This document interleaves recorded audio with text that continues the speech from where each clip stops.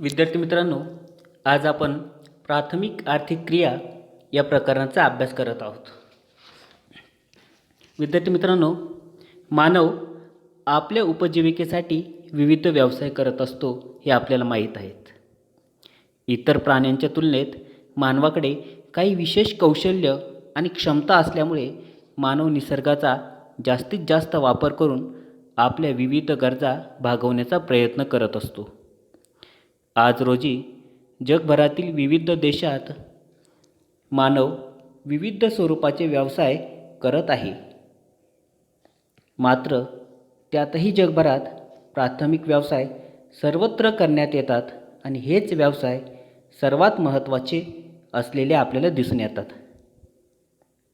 प्राथमिक व्यवसाय हे पूर्णतः निसर्गावर अवलंबून असणारे व्यवसाय आहेत.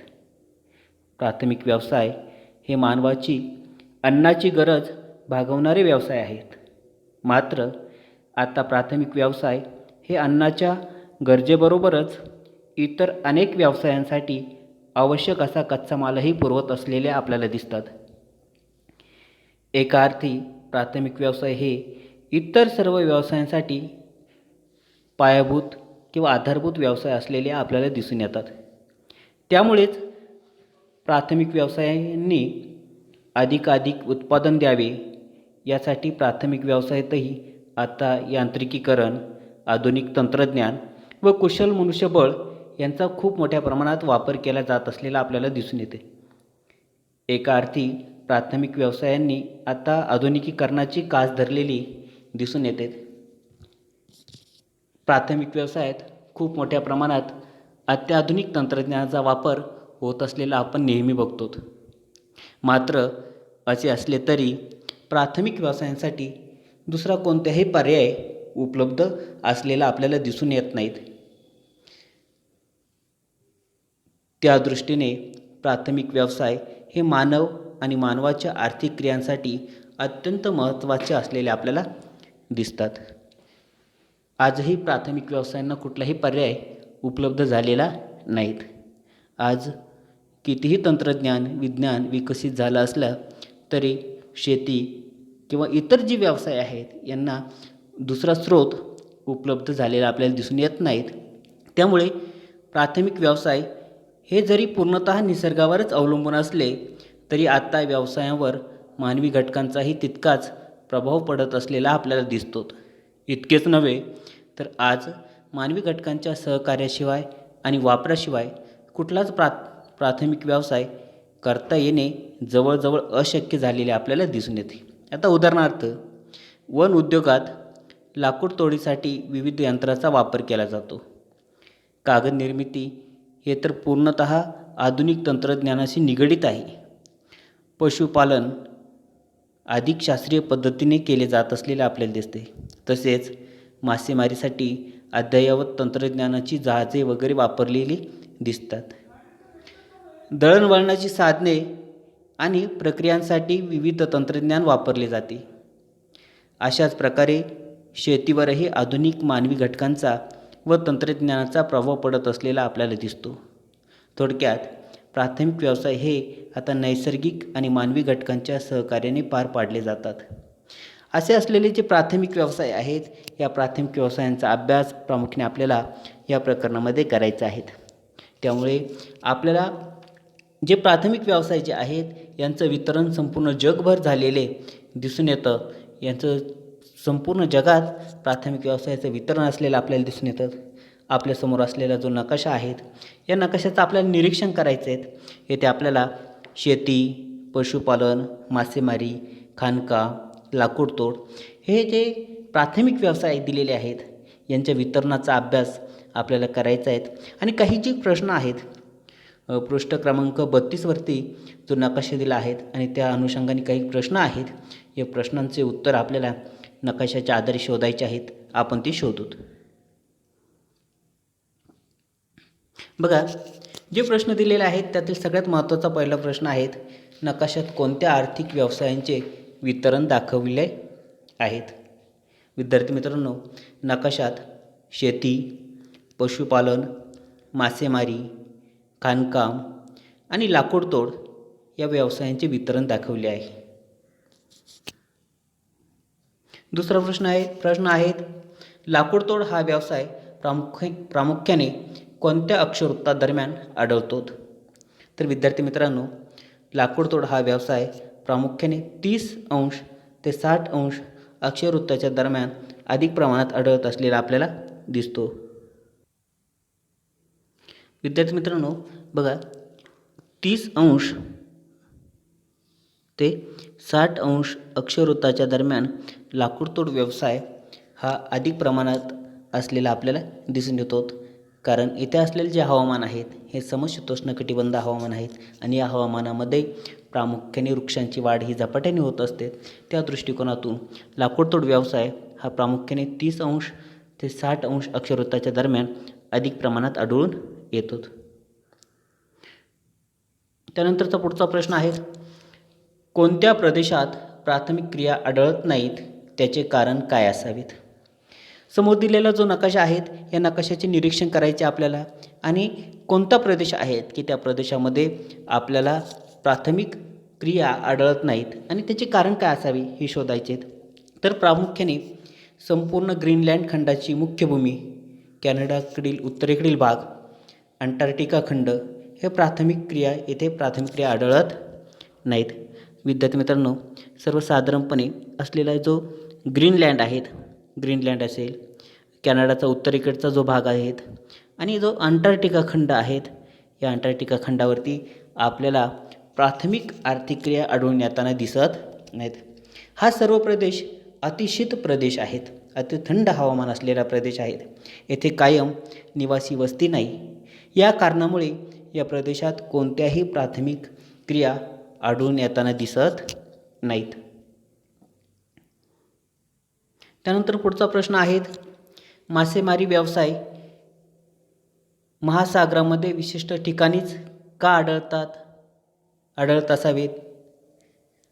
तर विद्यार्थी मित्रांनो, मासेमारी हा व्यवसाय जो आहे, मासेमारी व्यवसाय महासागरामध्ये प्रामुख्याने किनारी क्षेत्रातच आढळतात. त्याचे कारण तिथे असणारे भूखंड मंच तसेच सागरी प्रवाह यांच्या प्रभावाखाली हे क्षेत्र, या कारणामुळे महासागरामध्ये विशिष्ट ठिकाणीच मासेमारी व्यवसाय आढळतो. सगळ्यात महत्त्वाचं कारण म्हणजे की भूखंड मंच, सागरी प्रवाह हे मासेमारीसाठी अनुकूल असतात. माशांसाठी आवश्यक असलेले खाद्य तिथे खूप मोठ्या प्रमाणात उपलब्ध होत असते. त्यामुळे या प्रदेशात सागरी किनारी प्रदेशामध्येच मासेमारी व्यवसाय ही अधिक प्रमाणात होत असलेले आपल्याला दिसून येते. त्यानंतर युरोप खंडात कोणकोणत्या आर्थिक क्रिया अधिक आढळतात? विद्यार्थी मित्रांनो, प्रामुख्याने दिलेला असलेला जो युरोप खंड आहेत, या युरोप खंडामध्ये कोणकोणत्या आर्थिक क्रिया या अधिक प्रमाणात आढळतात याचं आपल्याला निरीक्षण करायचं आहे. तर युरोप खंडात शेती, पशुपालन, मासेमारी आणि खाणकाम या आर्थिक क्रिया अधिक आढळतात. त्या मानाने युरोप खंडात लाकूडतोड व्यवसाय कमी प्रमाणात आढळतो.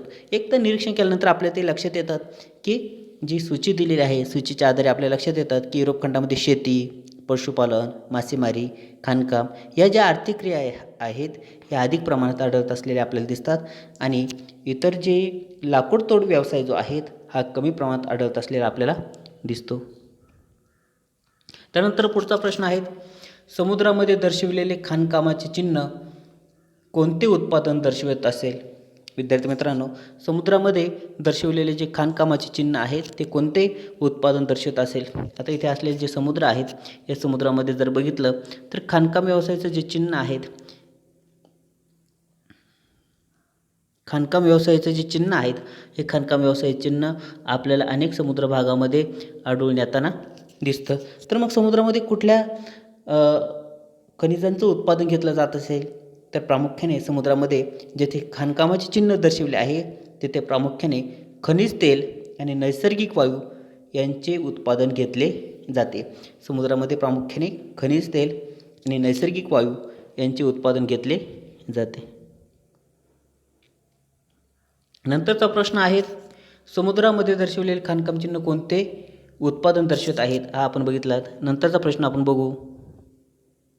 कोणत्या खंडात खाणकाम व्यवसाय आढळत नाही आणि का?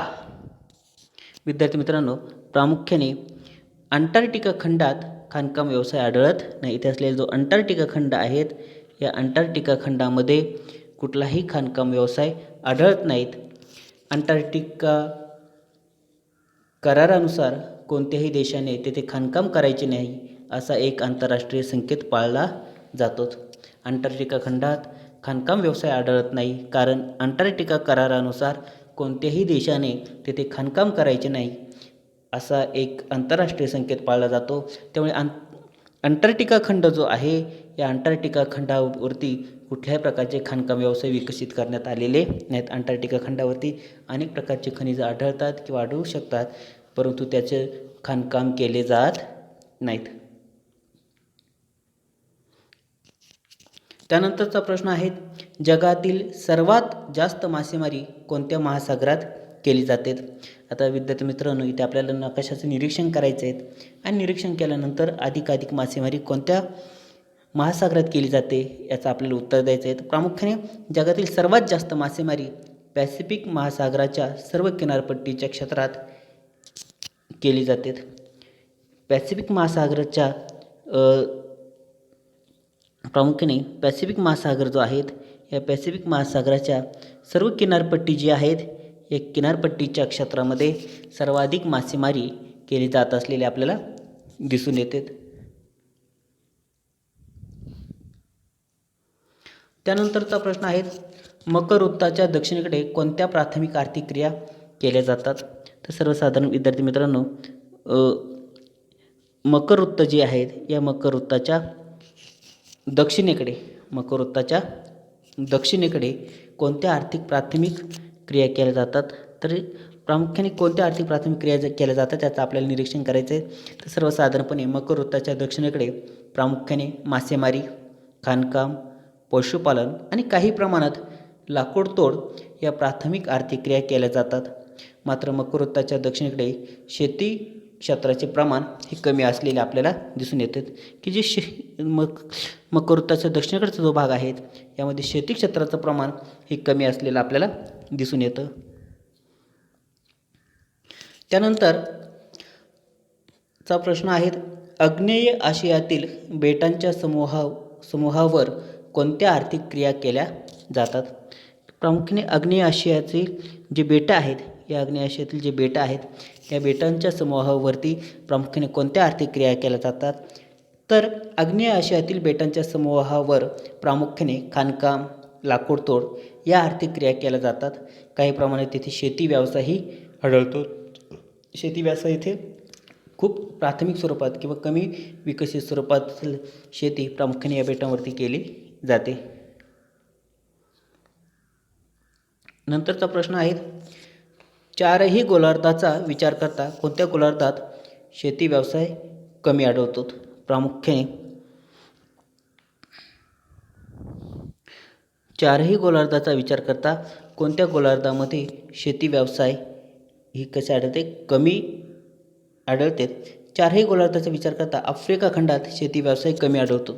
सर्वसाधारणपणे इथे असलेला जो आफ्रिका खंड आहेत, या आफ्रिका खंडामध्ये प्रामुख्याने शेती व्यवसाय कमी असलेला आपल्याला दिसून येतो किंवा शेती व्यवसाय कमी स्वरूपात करत असलेला आपल्याला दिसून येतो.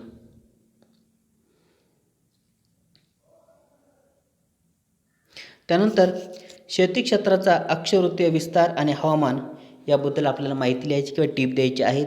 प्रामुख्याने अक्षवृत्तीय क्षेत्राचा विचार करता 30° ते 60° अक्षवृत्त प्रदेशात शेती क्षेत्राचा चांगला विकास झालेला दिसतो.